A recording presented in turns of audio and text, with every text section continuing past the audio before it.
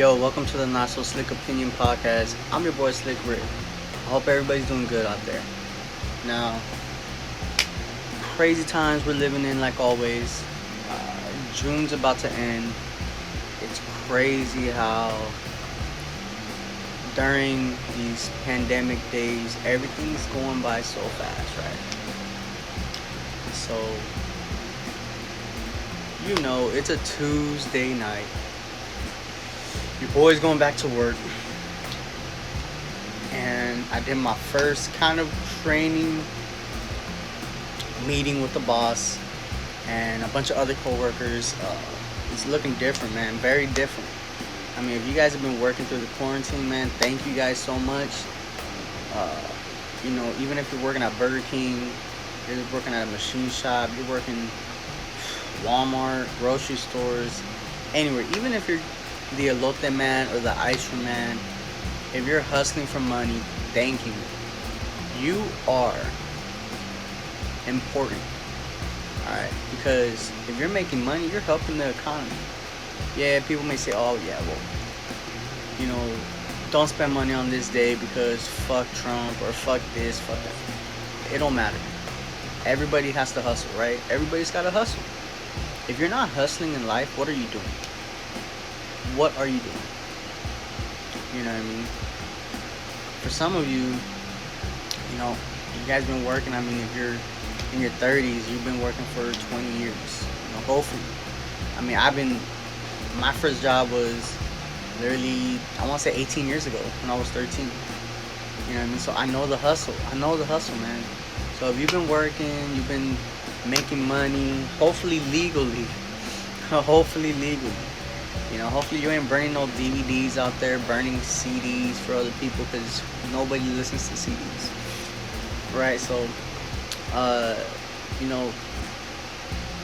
take time to tell your family you love them. Take time to talk to your family during this pandemic. You know what I mean? Talk about your beliefs. Talk about anything. You know what I mean? I know me, I had two brothers and a niece. But like the other day, last night, me and my brothers went out to eat, and we started talking about some deep stuff, man. Some deep stuff, and I really enjoy those. I enjoy those conversations, and I never had those conversations with like my mom. Like I was raised by a single parent, but like I never had deep conversations with my mom. Again, she passed away when I was 18, so it was kind of hard to have a deep conversation. Especially on her side, like. From anywhere from 17 and younger, it's kind of hard because I'm not mature. You know what I mean? I was a little fucktard. I was like legit a fucktard. But having deep conversations with your family members, especially with my brothers. Like I have a brother that's 2 years younger than me, and I have a brother that's 5 years older than me. You know what I mean? So, I get two different opinions on like this whole pandemic, and I enjoy it. I enjoy these conversations because you figure out a point of view on either side. Like my older brother, he's learning his views right now, or within the last 5 to 6 years. He's truly learning a certain way of life. You know what I mean? And obviously we all have to come from a hard path, or we come from some kind of fucked up background. Either we're not raised by both parents, or one parent's a certain way and the other is a certain way also. You know what I mean? It happens. And then seeing my older brother's point of view, and then seeing my youngest brother's point of view, to where when my mom died, he was only 16, so it was kind of hard. You know what I mean? It was very fucking hard. But my younger brother took things differently because he wasn't really raised by both parents, or even one parent, through most of his life. Like me, I had my mom until I was 18. Yeah, I could ask my mom for stuff at 15, 16, and 17, but then at 18, okay. I started growing up. My older brother lost my mom when he was like 23 or 24. Okay, so Obviously, he had her for most of his life, and he got most of the wisdom from my mom. I mean, my mom was very vocal to us about, what to do in life, because she knew one day she wasn't gonna be there. Like, I remember my mom telling us, um, if you ever go to an auto mechanic and he tells you, you need all this bullshit, and you're just going there for an oil change. Like, obviously, they want to rack up their money, right? Or she always told us, like, learn auto mechanic, learn to work on your own cars, because obviously everybody has a fucking car. Everybody has a car. If you don't have a car, you're obviously me, right? Or whatever. But even then, like, I had a car before, and I learned how to do things. Like, I took auto shop for like almost 3 years. I learned how to rotate my tires. I know how to change a tire. I know how to check for all kinds of stuff, you know what I mean? But like, my mom started implanting me with all these different suggestions, you know, uh, and she always told me, like, or she always told us, make sure you're, positive, be nice to others, don't talk shit to other people, don't talk shit about other people behind their back.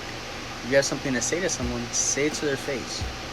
Don't say it aggressively, but go about a way to where you're saying it. You know what I mean? So, um, just with that, she raised us a different way. And she raises, and it was hard for her to raise us, because being a single mom, supporting three fucking kids, three kids, I could barely support my own ass right now. You know what I mean? But three fucking kids. Uh, at one point, she had three jobs. She would go her morning job from 7 to 4. And on Tuesday, Thursday, Saturday, I remember her having a cashier job. You know what I mean? At a check cashing place. I'm sorry, Friday and Saturday morning. She would do that, or Saturday and Sunday morning. So she had that job. I remember her having a Tuesday, Thursday, Saturday job, working at a hotel. So three fucking jobs. You know what I mean? So, I mean, I remember her just telling me, and it stuck to me, but like, having, like, bust her ass at work. You know what I mean? Work harder than everybody else.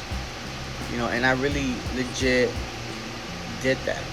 When I was 13, I used to work at a jewelry store, and I would legit, like, it's kind of hard because I was a sign holder. You know what I mean? I was one of those guys that twirled the signs, fucking dancing and shit. I did it. You know what I mean? And whenever my boss would say, like, oh, can you work today? Yeah. I always said yeah. As a 13-year-old, I always said yeah. He even said, oh, how about, I wanna promote you, because I was already there for like a year, 2 years. So I want to promote you, and I want you to do sign holding, but during the week, I want you to come in and learn how to sell jewelry, or I want you to learn how to identify the different stones and gems and different rings and stuff like that, the different silvers, the gold.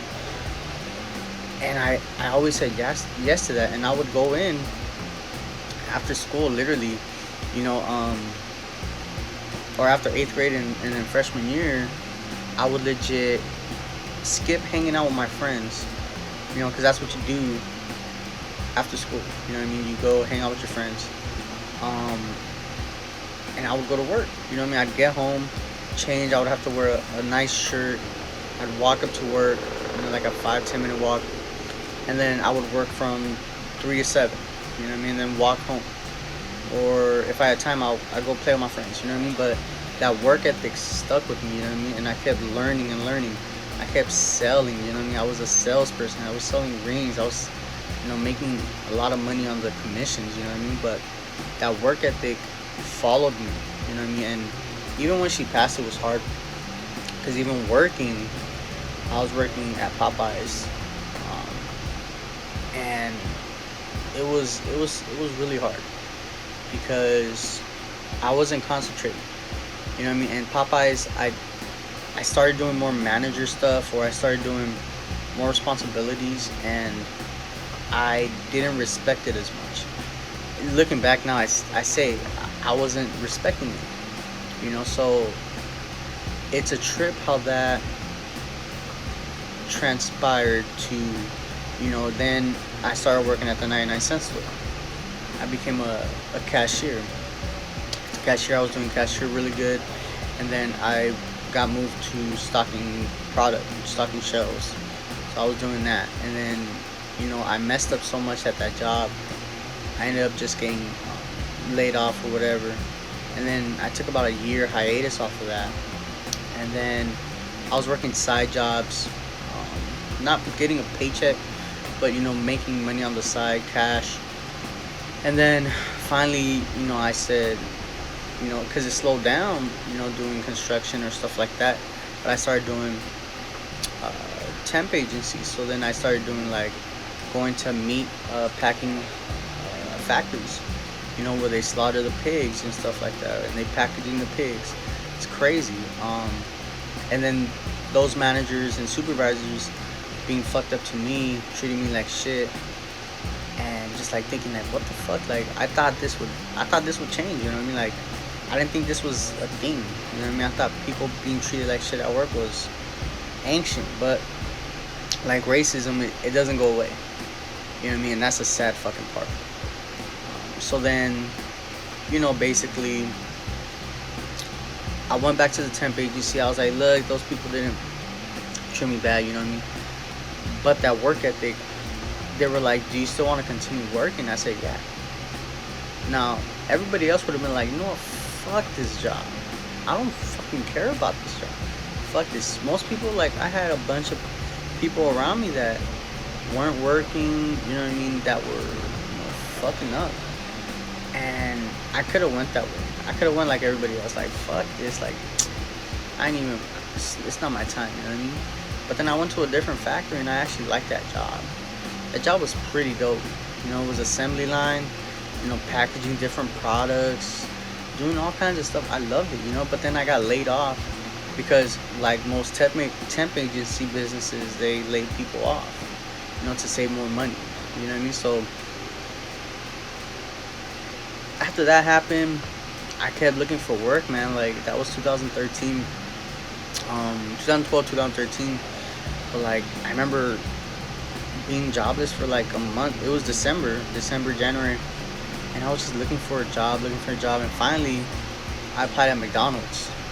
And it's crazy how this work ethic that my mom implanted into me, McDonald's was a different beast. Okay, people say, yeah, if you work at McDonald's, that's the low of low. But you know what? That taught me the highest level of busting ass, like of working your fucking ass off. If you've ever worked at McDonald's, it's a fucking grind. Like I thought working at Popeyes, their lunch rush would get so fucked up, you know what I mean? But McDonald's, you're constantly dealing with rude people, but I worked my way up the ranks in McDonald's, you know what I mean? I went from being up at 4 a.m. to be at work at 5, to unload the delivery truck 3 days a week, to being on fries for like 4 hours a day. Then they moved me up to kitchen, where if you ever work the kitchen, it's brutal. It's fucking brutal, especially from breakfast time, from 7 a.m. to 10 a.m. or 7 a.m. to 3 p.m. because you get that breakfast rush, you get the lunch rush, and then you get the high school kids rush, the school rush. So it's always a different beast, and McDonald's teaches you. And when I worked at McDonald's, I felt like giving up a lot of times because of the stress. And I always heard like this little voice in my head, and I knew it had to do something with my mom. But basically I always said, don't give up, don't give in to the bullshit. Alright, stay hard up here, stay hard in your mental aspect, because once you get soft mentally, you're broken.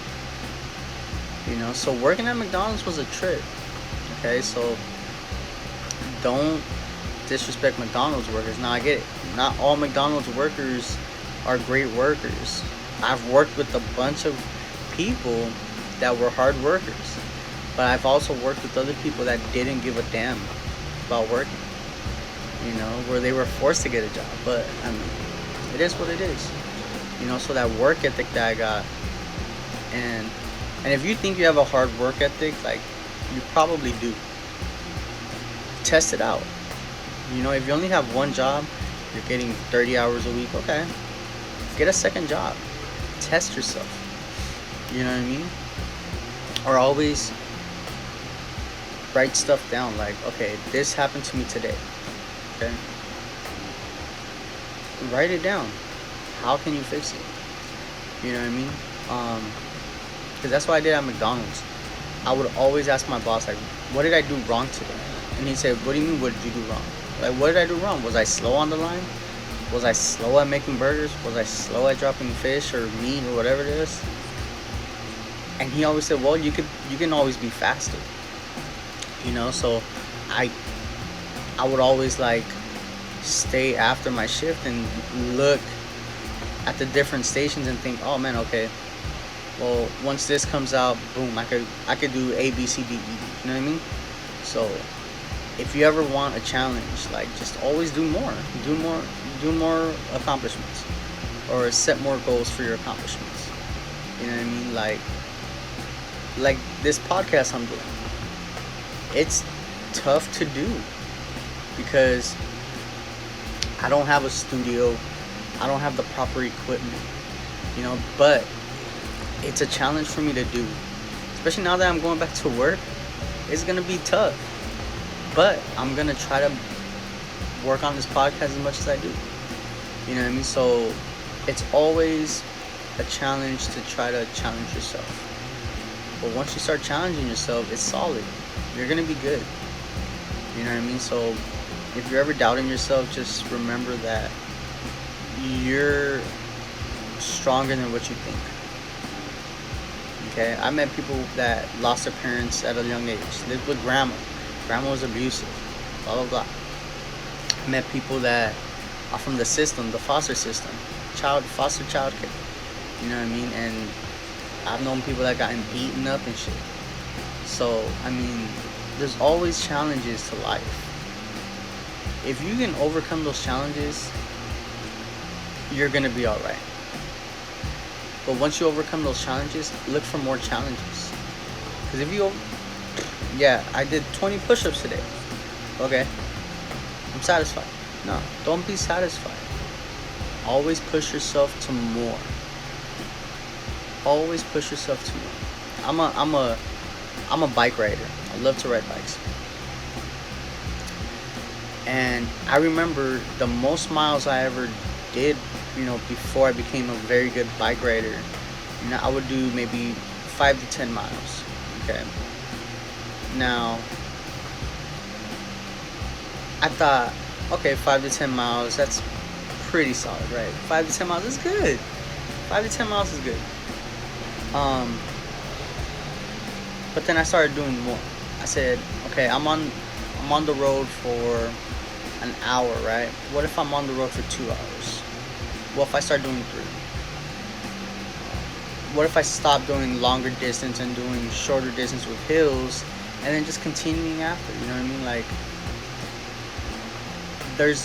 everybody has that little monster inside of them that's gonna push you. You know what I mean? The beast within is ready to unleash. Alright, the beast is gonna fucking unleash. Now, I remember the longest ride I've done was about 45 miles. Okay? And that's after I worked an 8-hour day at work. Okay? And it's not like I went home, chilled, and then I did 40. No. I got off of work, started riding my bike towards the hills, the mountains, started going up different streets, and you know what? Mentally, I was exhausted. I was very exhausted. Physically, I was fine. Even though I had just, dealt with an 8-hour shift, dealing with hundreds of people through a popular event from work. And by the time I was on mile 35, I was broken. Okay? When you're running, runners, they have a wall, right? When you do a marathon, you have a wall. Okay? Or when you're running, you get to that mental state where you're like, your whole body just freezes up. You lock up. Okay, and you're like, fuck, I'm legit forcing myself to run. That was me, mile 35. I was forcing myself to ride my bike. I was forcing each foot to push down on that pedal. And, you know, I don't know what I told myself. I don't remember what was going on in my head when I did those 40 miles. I just know that once I got to mile 35, I looked at my tracking app where I track all my exercises. And I saw mile 35 and I said, fuck, I should just go home. I started going home. I legit rode home. But once I rode to my house, I was at mile 38. And I was like, I'm already home. Let me hit that 40. So when I go past my street, you know how hard it is when you're tired, mentally tired, and you see that little spot, like, oh, I could go there. I can legit go there. And this will be all over. Like, this will be over.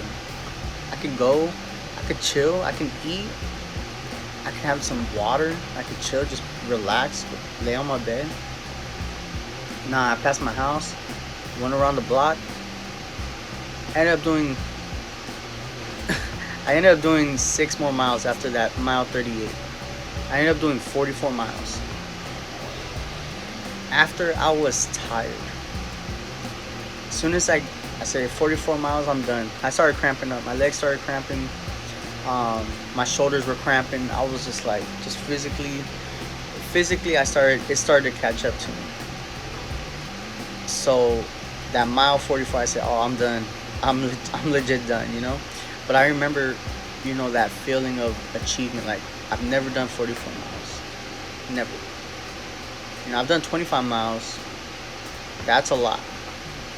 You know, that's almost a marathon running. That's a lot. But biking 44 miles. Now, there's a bunch of bikers that do, you know, I ran into some bikers about a month ago. I was doing a hike and they were biking, and we were doing some crazy stuff with the tire, with the tractor tire, and they were like, oh, we started talking, and then we asked them like, oh, you know, how many miles you guys gonna do today? And they said, oh, we're doing, you know, 45 miles here and then a round trip, you know. 45 miles one way. 45 miles one way, and they have to come back. 90 miles they're gonna do. 90 fucking miles. 90 miles. I'm bitching about 44 miles. These dudes did 45 miles one way. It's fucking nuts, man. It's nuts. Now there's people out there bitching and moaning about all this shit. Like, okay, there are people that are less fortunate and they're doing so much more. Just remember, don't bitch about little shit. I always try to stay positive. That's the thing. Stay positive. Think of every little negative thing as a spark of energy. Oh, you lost $100? Fuck. That's hurtful. Damn. $100? I had to work like 2 to 3 days for that. $100? Once you get that next check, you're gonna forget about that 100, because you just got, you know, $500 to $600, depending on how much you make. That $100 you lost probably went to somebody that really needed it. There's always a silver lining in everything. Sounds cheesy as fuck. There's always a silver lining. You know, so Remember that. Like that.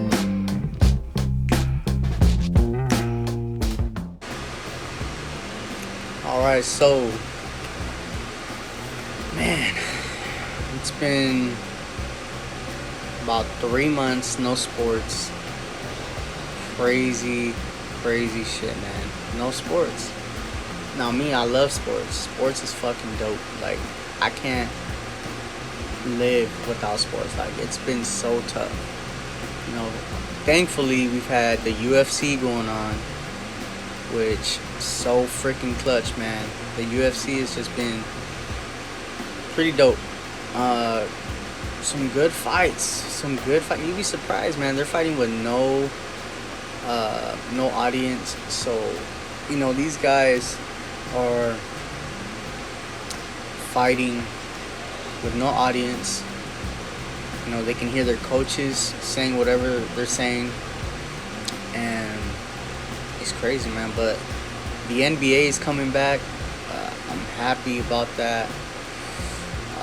They're all gonna be, all the playoff teams are gonna be in the bubble. They're gonna finish the season. You know, whatever teams are like, you know, top 9 out of the 8 playoff. You know, so it's gonna be interesting how it goes. I've been hearing a lot of crazy, funny shit about, you know, a bunch of comedians joking about it, but how these NBA players are gonna sneak their side chicks into the bubble, which is funny. I mean, it's funny because will the NBA allow, you know, side chicks to come through? Who knows? Like, you know, these dudes, they have so much testosterone in them, and just all that testosterone built up is not good, you know, so they gotta release that testosterone, you know. So I mean, it's crazy, but it's gonna be a risk, because once the media finds out, like, hey, these side chicks, man, they're up in Orlando, they're up in the bubble, you know, it's all gonna get out. And some of these dudes have wives and families, baby mamas. It's gonna be crazy. Keep it on the low, you know. Vote for, you know, the silence of the side chicks, you know what I mean? Like, let's do it. It's gonna be interesting, you know. My Dallas Mavs, without Dirk, you know, we got a playoff spot the first time in like 3 years, man. So this is in my fucking eye. This shit's bugging the fuck out of me. I don't know what it is, but yeah, man, it's gonna be crazy. I can't wait. Playoffs is gonna be interesting. However they play out. Sorry. So it's gonna be interesting. I know, like, the Lakers are the favorites, Clippers are the favorites, the Bucks are the favorites. But I feel like my team can do some damage in the playoffs, man. You know what I mean? We have 2 good dudes in Luka Doncic and Kristaps Porzingis, so it's gonna be solid, man. I can't wait. But there's a lot of other teams that are solid too. You know, you got the Sixers, the Celtics, you got Clippers, the Thunder. You got all these teams, man. It's gonna be exciting. You know, and I know they're talking about starting the next NBA season in December. You know, on Christmas Day, which is not a bad idea. Give these guys some time off. You know what I mean? So it's gonna be interesting how this plays out. More excited about football season, but the way this country is going with COVID cases spiking, you know, it's terrifying. It's very terrifying, because if football's canceled, I mean, I've been making it a tradition to travel out to my second home, Tennessee, every season. You know, this will be the 3rd season that I go, if there is a season, and I'm excited. You know, I got the boys, California Titans fans. Shout out to California Titans fans. You know, I'm trying to make it to the home opener over there, and our squad's looking good. We filled in some pieces that we needed, and most of our dudes are coming back that were in the playoffs with us. So it's exciting, man. I hope it starts, you know. But this pandemic's really fucking everything up. I hope it goes back to normal. But then again, I don't know. I'm not a fucking expert. I'm not an expert on this shit. You know what I mean? So I'm excited. I can't wait. And yeah, man. In the meantime, I've been watching some 30 for 30s. If you guys been watching those, watch the Bruce Lee one. Man, that one had me tear up just because of the story of Bruce Lee, how he dealt with backlash and racism. You know what I mean? They were giving him acting jobs, like for example on the Green Hornet TV show. He only had like one line every episode. And someone had to bring it up to his attention that, hey, Bruce Lee is a very good character. Like, this guy knows how to speak.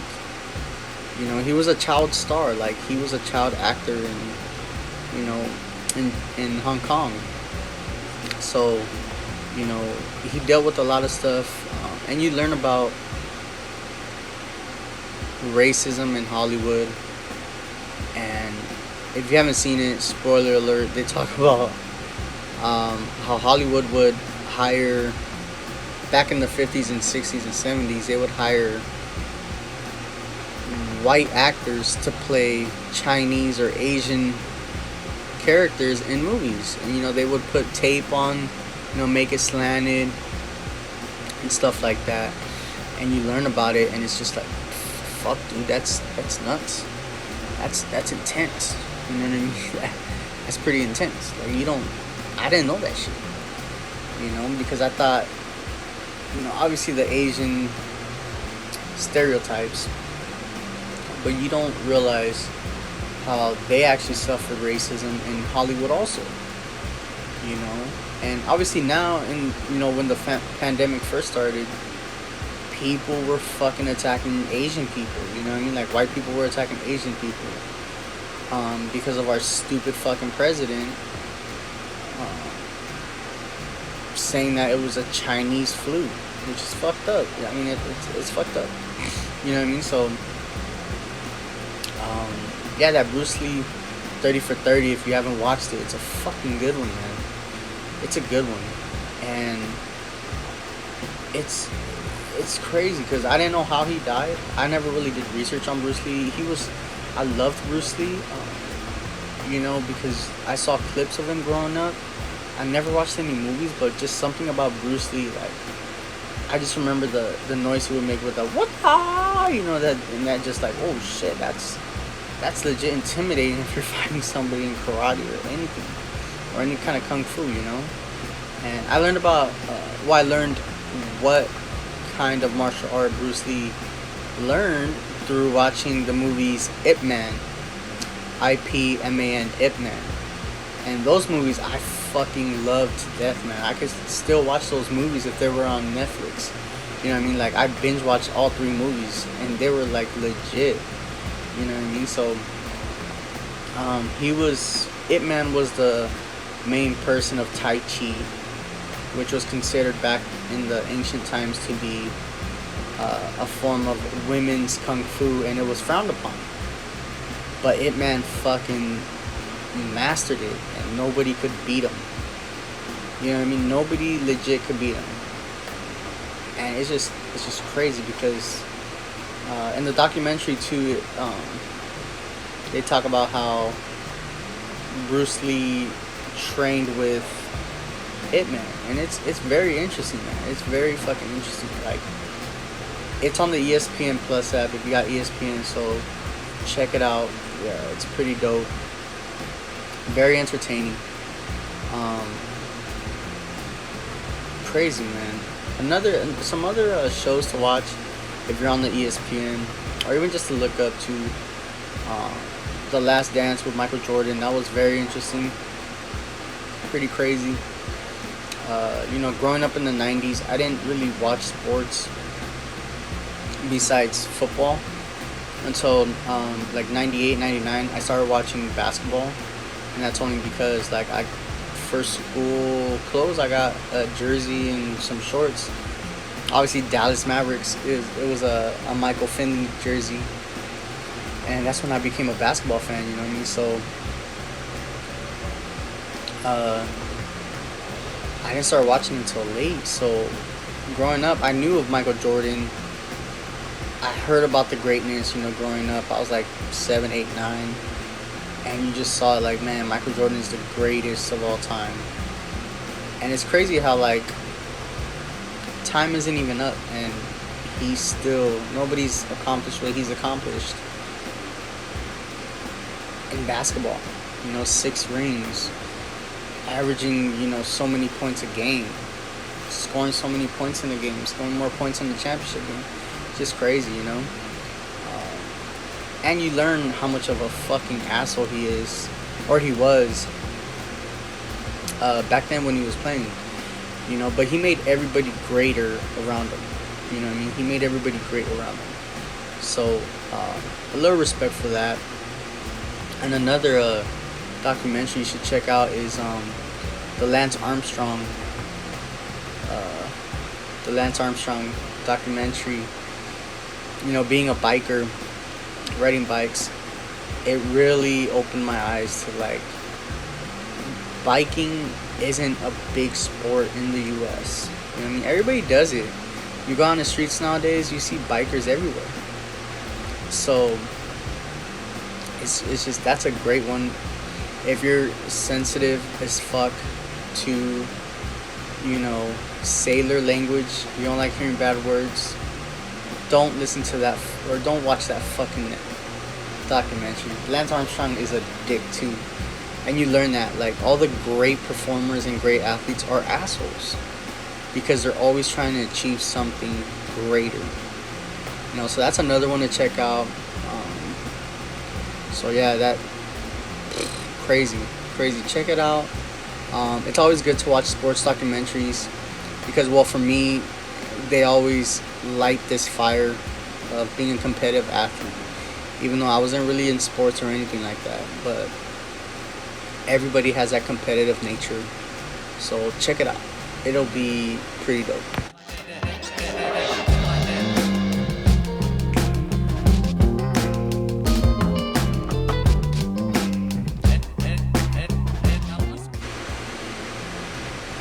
Alright guys, thank you for watching this video, this podcast.